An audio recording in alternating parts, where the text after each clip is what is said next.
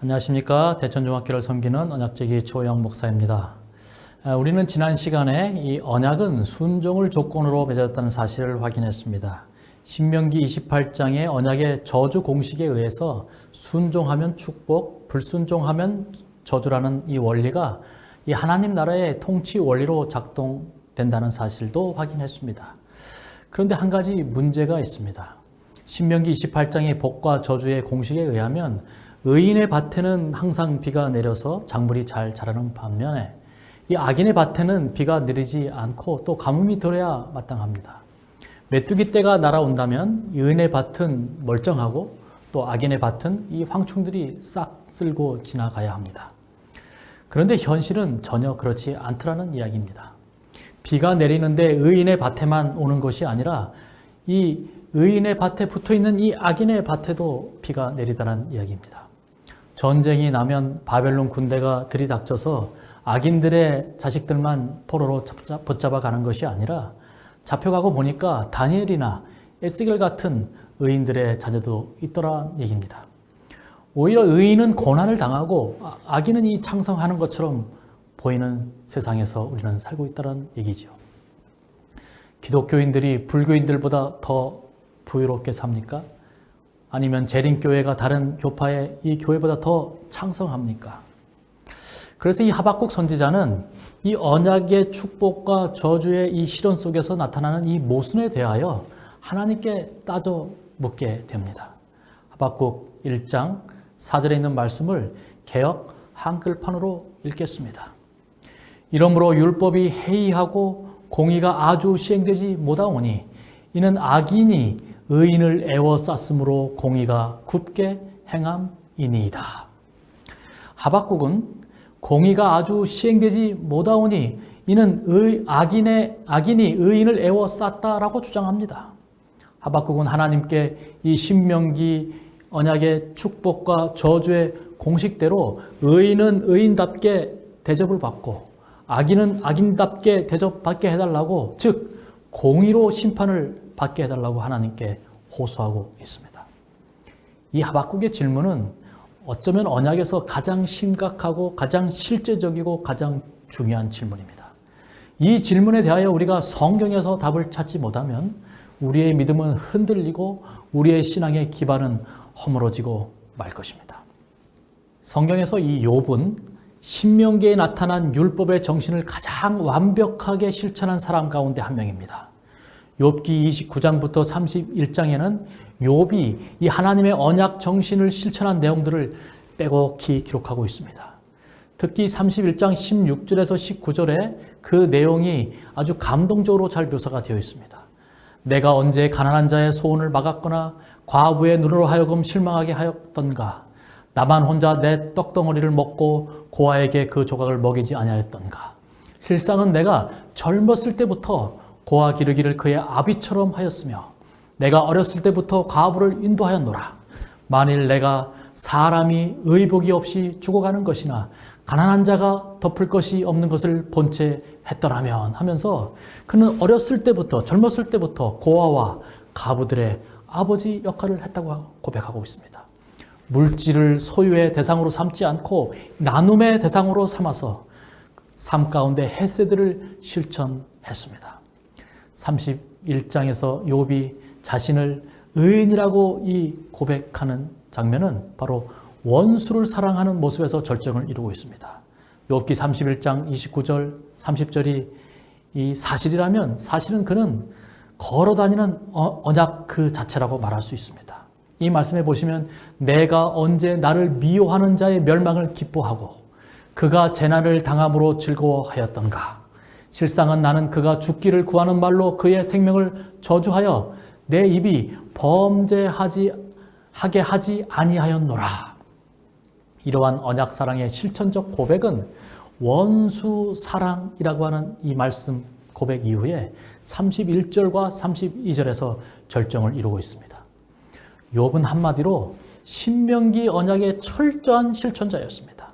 하지만 문제는 그렇게 언약에 충성했는데 왜 언약의 축복이 아니라 재앙이 닥쳤는지에 대해서 아무 설명을 할 수 없더라는 것입니다. 설명 없이 그가 주장만 할 때에 그의 아내는 물론 그의 친구들조차 욥의 신앙을 의심하고 오히려 은밀한 죄들을 고백하라고 회개하라고 비난했습니다. 여러분, 이 문제에 대해서 솔로몬 왕도 한때 딜레마에 빠졌던 것 같습니다. 그의 지혜로서 도무지 답할 수 없는 이 인생의 문제는 이 언약 안에 있는 축복과 저주에 대한 다음과 같은 모순점 때문이었습니다. 전도서 8장 11절에 악한 일에 관한 징벌이 속히 실행되지 아니하므로 인생들이 악을 행하는 데에 마음이 탐대하도다. 14절에도 세상에서 행해지는 헛된 일이 있나니 곧 악인들의 행위에 따라 벌을 받는 의인들도 있고 의인들의 행위에 따라 상을 받는 악인들도 있다는 것이라. 내가 이르노니 이것도 헛되도다. 이런 언약의 축복과 저주에 대한 이 궁극적인 질문과 의문은 구약 마지막 선지자였던 말라기 시대에도 지속되었습니다. 왜 말라기 시대에 많은 사람들이 11조와 헌금을 드리는 것을 주저하고 거절하고 있었습니까? 말라기 3장 14절로 15절에 있는 말씀을 보시면 이는 너희가 말하기를 하나님을 섬기는 것이 헛되니 만군의 여호와께서 그 명령을 지키며 슬프게 행하는 것이 무엇이 유익하리요? 지금 우리는 교만한 자가 복되다 하며 악을 행하는 자가 번성하며 하나님을 시험하는 자가 화를 면한다 하노라 함이라. 여러분, 이 근본적인 질문, 모든 시대의 의인들의 마음속에서 의문을 일으켰던 이 질문에 대해서 하나님께서는 무엇이라고 대답하십니까? 하박국 2장 2절로 3절에 있는 말씀입니다. 여호와께서 내게 대답하여 이르시되 너는 이 묵시를 기록하여 판에 명백히 새기되 달려가면서도 읽을 수 있게 하라. 이 묵시는 정한 때가 있나니 그 종말이 속히 이르겠고 결코 거짓되지 아니하리라. 비록 더딜지라도 기다리라. 그리하면 지체되지 않고 반드시 응하리라. 여러분, 이 묵시를 기록하여 판에 새기라고 말씀합니다. 왜 그렇습니까? 너무너무 중요한 말씀이기 때문입니다. 그러면서 이 묵시는 정한 때가 있다고 말합니다. 지금은 비록 의인이 고난받고 악인이 창성하는 것처럼 보이지만 정한 때가 있다는 것입니다.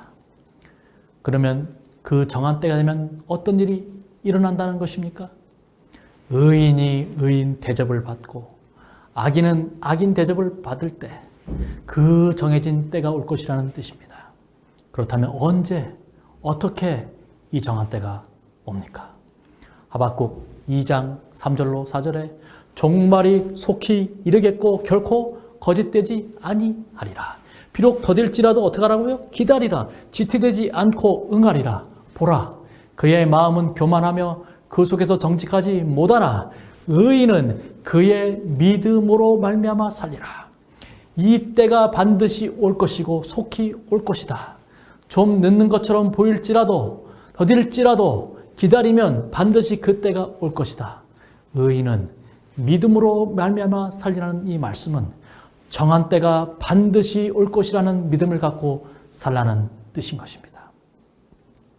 하나님께서 정한 때를 기다리라고 말씀하자 하박국은 그 정한 날을 다른 단어로 바꾸어 쓰면서 그 날을 기다리겠다고 대답을 합니다. 하박국 3장 16절에 그가 어떻게 이 단어를 바꾸었습니까? 내가 들었으므로 내 창자가 흔들렸고 그 목소리로 말미암아 내 입술이 떨렸도다. 무리가 우리를 치러 올라오는 환난 날을 내가 기다림으로 썩이는 것이 내 뼈에 들어 있으며 왔으며 내 몸은 내 처소에서 떨리는 것이 되었도다. 하박국은 이 정한 때, 즉 하나님의 공의가 실현되는 때를 환난 날과 같은 것으로 이해했습니다. 하박국이 말한 그 환난의 때가 아직 우리 시대에 오지 않았기 때문에 우리는 이 환난이 세상 역사의 마지막 때에 있을 환난인 것을 알 수가 있습니다. 그 환난에 대하여 데살로니가후서 1장 5절로 7절에 이렇게 기록을 하고 있습니다. 이는 하나님의 공의로운 심판의 표요 너희로 하여금 하나님의 나라에 합당한 자로 여김을 받게 하려 함이니 그 나라를 위하여 너희가 또한 고난을 받느니라. 너희로 환난을 받게 하는 자들에게는 환난으로 갚으시고 환난을 받는 너희에게는 우리와 함께 안식으로 갚으시는 것이 하나님의 공의시니. 이 말씀에 보면 마지막 때에 의인이 환난을 받는 시기가 있을 것인데 이때 하나님께서는 악인들에게 환난으로 되갚으시고 의인들에게 안식으로 갚으실 것이라고 말씀하셨습니다. 그리고 이것을 7절에서는 바로 하나님의 공의라고 표현합니다. 바로 이 때가 하박국이 말한 정한 때, 공의가 시작되는 때입니다. 엘렌 화이트는 마지막 날 사건들에서 다니엘 12장 1절에 개국 이래로 없었던 환란의 때를 언급하면서 다음과 같은 아주 절묘한 표현을 하셨습니다. 마지막 날 사건들 228페이지에 은혜와 진리는 그때의 보좌에서 내려갈 것이요 공의가 그 자리에 앉을 것이다. 이 마지막 환란의 때를 기준으로 해서 은혜의 시기가 마치고 공의의 시기가 시작된다는 것입니다. 여러분, 은혜의 시기는 어떤 때를 말합니까? 하나님의 은혜가 아직 죄인들의 마음속에서 역사하는 때입니다. 아직 죄인들을 공의로 심판하지 않으시고 죄인들에게 은혜를 베푸는 때를 은혜의 시라고 말합니다. 그래서 마태복음 5장 45절에 있는 말씀처럼 이는 하나님이 그 해를 악인과 선인에게 비추시며 비를 의로운 자와 불의한 자에게 내려주심이라고 말한 바로 그때가 은혜의 시기인 것입니다. 해와 비가 의인들뿐만 아니라 악인들에게도 똑같이 내리기 때문에 마치 악인들도 창성해 보일 수 있는 바로 그때입니다. 하지만 이 세상은 영원히 은혜의 시기가 지속되지 않을 것입니다. 말라기 4장 2절로 3절에는 그 정한 때가 되면 공의의 시기가 시작될 것을 다음과 같이 아주 비유적으로 말씀하셨습니다. 내 이름을 경외하는 너희에게는 공의로운 해가 떠올라서 치료하는 광선을 비추리니 너희가 나가서 외양간에서 나온 송아지 같이 뛰리라. 또 너희가 악인을 밟을 것이니 그들이 내가 정한 날에 너희 발바닥 밑에 재와 같으리라.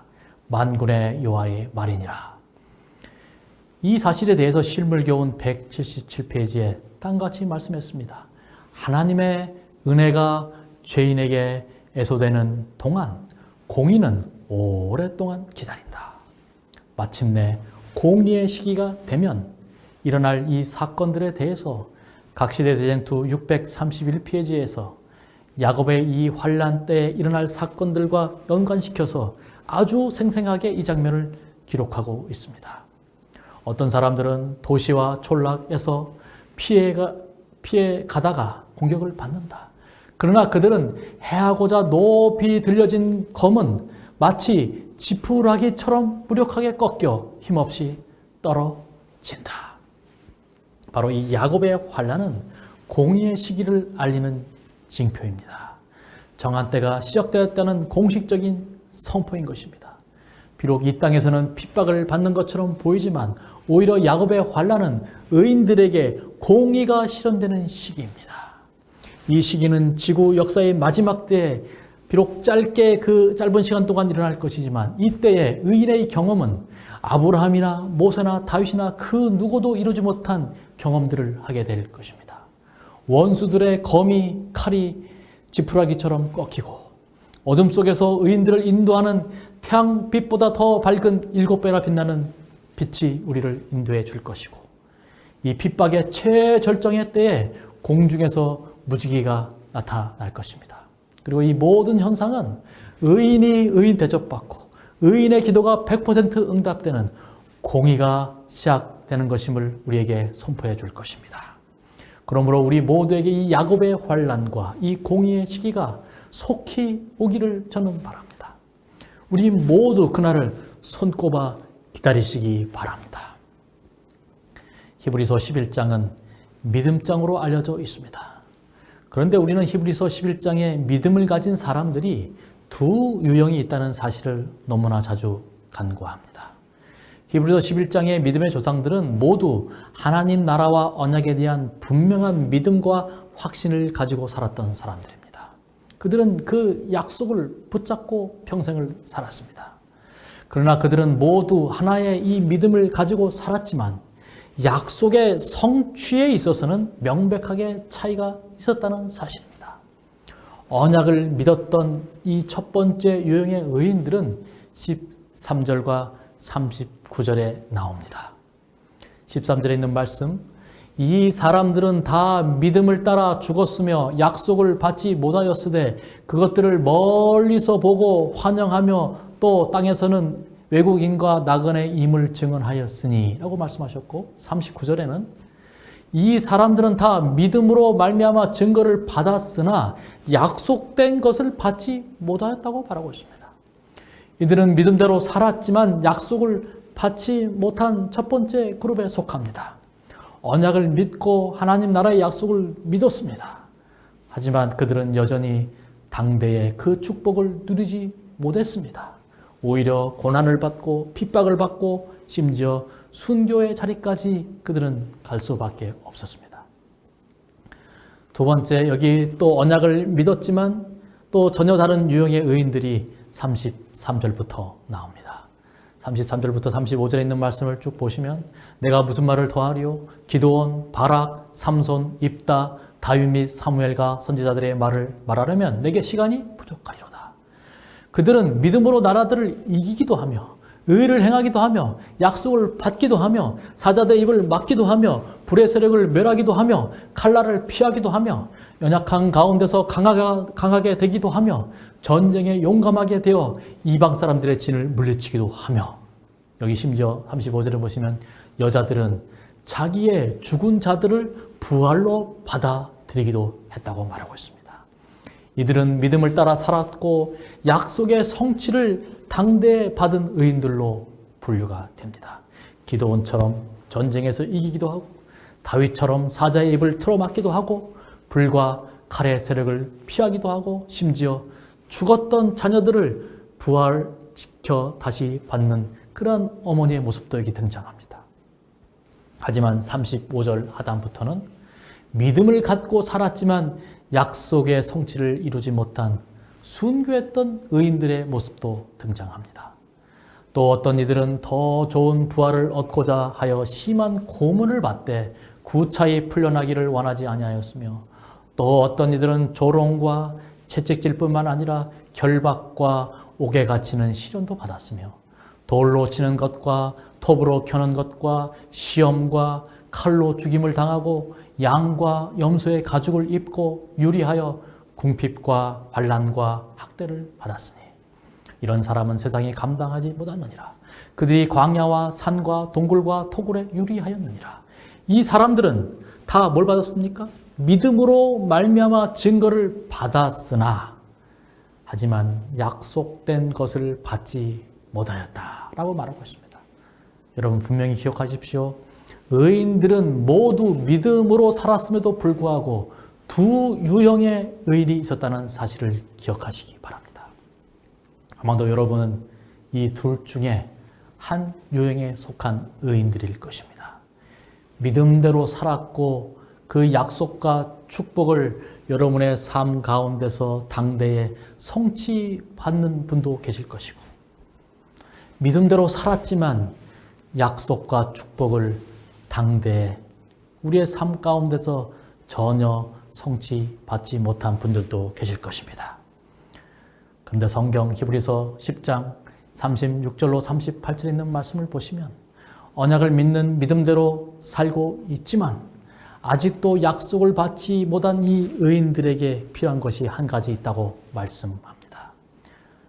너희에게는 인내가 필요함은 너희가 하나님의 뜻을 행한 후에 약속하신 것을 받기 위함이라. 잠깐 오면 오시리가 오시리니 지체하지 아니하시리라. 나의 의인은 믿음으로 말미암아 살리라. 또한 뒤로 물러가면 내 마음이 그를 기뻐하지 아니하리라 하셨느니라. 그러면서 히브리서 기자는 하박국 2장 4절에 있는 의인들은 믿음으로 말미암아 살리라는 이 말씀을 인용하고 있습니다. 결국 하박국 2장이나 히브리서 11장이나 의인은 공의, 믿음으로 살아야 된다고 말씀합니다. 어떤 믿음입니까? 정한 때가 오리라는 믿음. 현세에 받지 못한 약속의 성취가 온전히 이루게 될 그날, 공의의 시기가 오리라는 믿음. 그때가 야곱의 환난과 같이 올 것이지만 우리가 믿음 가운데서 그날을 기다리라고 말씀하고 있습니다. 사랑하는 성도 여러분, 아무리 불의가 판을 치고 비록 공의가 땅에 떨어진 것처럼 보이고 의인은 고난받고 악인은 창성하는 것처럼 보이지만 그것 때문에 낙심하지 마시기 바랍니다. 공의의 시기에 때가 분명히 올 것을 인해 기뻐하시고 믿음으로 그날을 인내하며 기다리시기 바랍니다. 그래서 우리 모두가 이 야곱의 환난의 날, 이 날이 두려움의 날이 아니라 우리를 신원하시는 하나님의 공의가 성취되고 하나님의 공의가 실현되는 날이 되기를 간절히 바라면서 오늘 저희 말씀을 마치겠습니다. 감사합니다.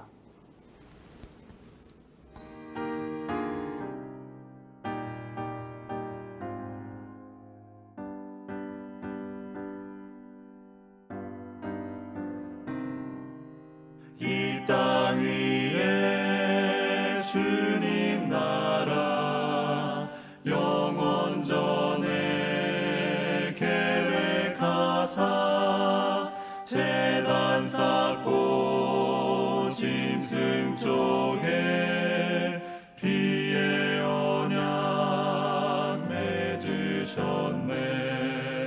손을 들고 목숨 바쳐 맹세의 길 걸으시니 우리 향한 언약 사랑 그 누군들 막으리요. 예수님의 살과 피로 새 언약을